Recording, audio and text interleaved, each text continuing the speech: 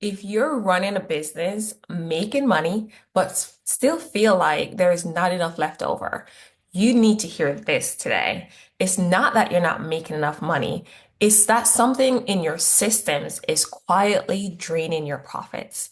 And if you don't fix it, you will keep working harder like you're on a hamster wheel and keep losing it. Okay. So, because the issue isn't effort, God knows that we put in the effort as homeschooling moms in business. It's not discipline because you're disciplined enough to get up every day and go about your business and go about teaching the kids and taking care of stuff. And honestly, it's not even income, it's structure. And more specifically, the lack of structure. So here's what homeschooling moms in business are doing. You're treating money as if it's just you're mixing it together. So you're treating business money like personal money. So here's my little basket, and this is money from a client, and money from your regular household, and money for your trips, and it's all going in one basket. Everything goes into one place. Everything gets spent from one place. No separation, no systems, no plans. So what happens? You actually don't know what your profit is. When you're looking at this, you can't tell what your profit is. Okay. You're overspending it without realizing it. You are unprepared for taxes, and taxes are like clockwork. They're like Christmas. It comes every single year, and you still feel behind even when you're earning money. So that's not a money problem. That's actually a systems problem. So let me shift this for you. Profit is not what's left over. Profit is what's protected on purpose. So are you protecting what you've been given on purpose? Let's look at this biblically. In Proverbs 21, verse 5, it says, the plans of the diligent lead surely to abundance.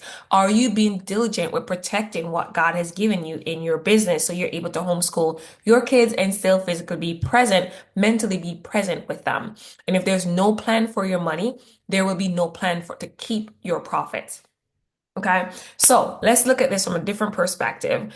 In the book of Genesis, with Joseph, God showed him that there's going to be 7 years of abundance followed by 7 years of famine. Now, Joseph didn't say, let's just enjoy the good years and we'll figure it out later. Okay, he built a system. He stored during the years of overflow so that there was provision during the years of pressure. That strategy, he ended up saving all the people of Israel and the outsiders and the Egyptians that came because they did not plan. They did not steward. They did not take care of the profits that God gave them. They just said, okay, we'll take care of it later. He stored up during the years of overflow so he would have provisions for the years of pressure. Are you doing that? Do you have the structure? That's stewardship that Joseph exhibited for us. And most importantly, that's what preserved everything. And here we are years later, decades later, millennia later, talking about Joseph and his strategy that God gave him, that he's also given to you and me. But if we don't use that, then we will get missed out and passed over and not be able to do the things that God has called us to do with the profits that he is blessed us with in our business.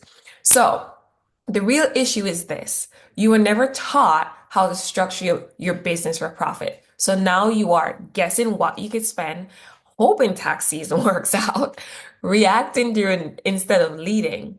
And as for homeschooling, it hits even deeper for us as homeschooling moms in business, right? Because this is not just money. This is about peace of mind. This is about peace in our home. This is about time with our kids that we never get back. They grow so fast. There's so many changes that happen overnight, literally overnight, as you're watching these kids grow. Okay. So, and how you steward what God has trusted you with is everything. It's the money. So if you feel like your money is confusing and it's not doing and it's not something for you to ignore, this is something to fix it. So here what I need you to stop doing, what you need to stop doing right now so that you can start seeing progress. You need to stop running your business without a profit system. So that means you need to stop mixing your money, your business money with your personal money. You need to stop waiting until tax season because by then it's too late. I can't tell you how many people reached out to me this tax season and they said, it looks like we're going to owe $9,000, $10,000, $50,000. Is there anything that we could do and put in place right now so that we don't have to pay that much more in taxes than their regular tax bill? And I'm looking at their tax return in February and March and April, and I'm like, that ship is already sailed. You were supposed to be doing things last year before December 31st so that you're able to capitalize and harvest. It's like when you put a seed in the ground, you don't just go back and harvest it the same day.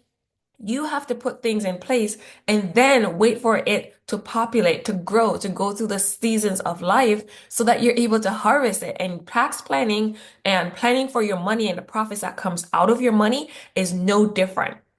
Because every time you do that, you're leaking profits. Okay. So this also connects into the book of Matthew with the gospel of Matthew, when it talks about the parable of the talent. So each servant was given resources. Two of them multiplied what they were given. One of them did not do anything with it. They just hid it.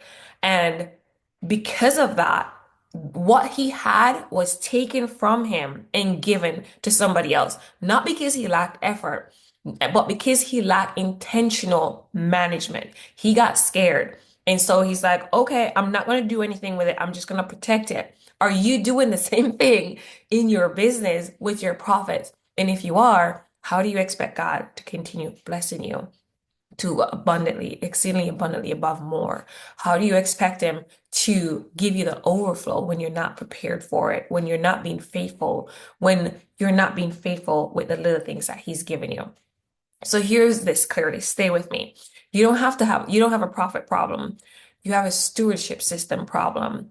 And until that changes, your results won't change. Okay. So you have to put things in place. So here we just talked about what not to do. Here's what you should be doing. Here's the shift. You need structure. At very minimum, you need a separate system for your business and your personal accounts, okay? You need to allocate money intentionally, not emotionally. You need to track your numbers consistently. Plan for taxes before year end, okay? It says, moreover, it is required of stewards that they be found faithful. This is New Testament stuff. So I was talking about Joseph in the Old Testament. This is New Testament stuff. In 1 Corinthians 4, verse 2, it tells us that this is what faithfulness looks like in a business.